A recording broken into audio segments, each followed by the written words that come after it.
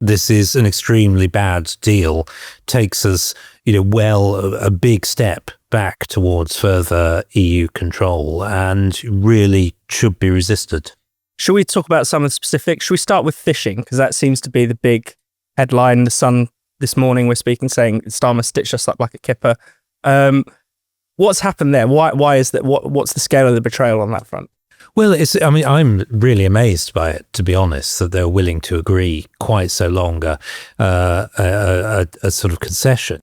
When we agreed this back in 2020, we agreed a 5.5-year transition, and it is quite normal in free trade agreements to have transition arrangements from one to the other. It was a bit longer than we really wanted. We'd hoped for 2 or 3, but it was a wider agreement, and we did that. The key point about that was after the 5.5 years, it finished and we got full control back of our waters.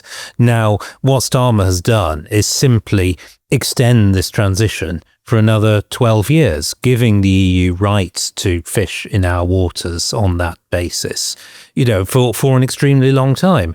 There's no way we would have agreed a 17.5-year transition period. That is effectively carrying on the arrangements, and yet that's what Starmer has agreed. So really, we are talking about a huge amount of sovereignty, a huge amount of decision-making power given away by this deal. Yes, that's right.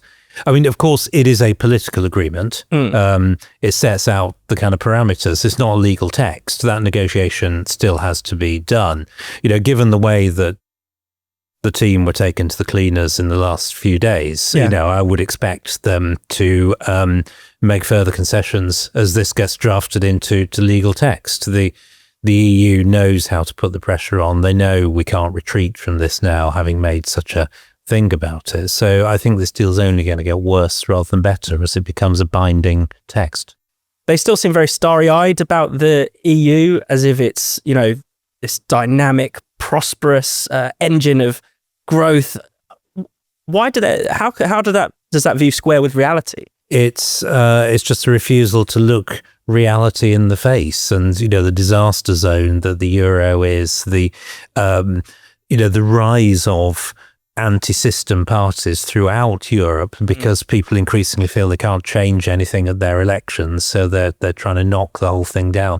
This is a recipe for really bad politics and really poor economics, and I just don't understand why the great tradition of Labour, which is about prosperity for working people, why you would want to get yourself enmeshed in that again. I don't understand it.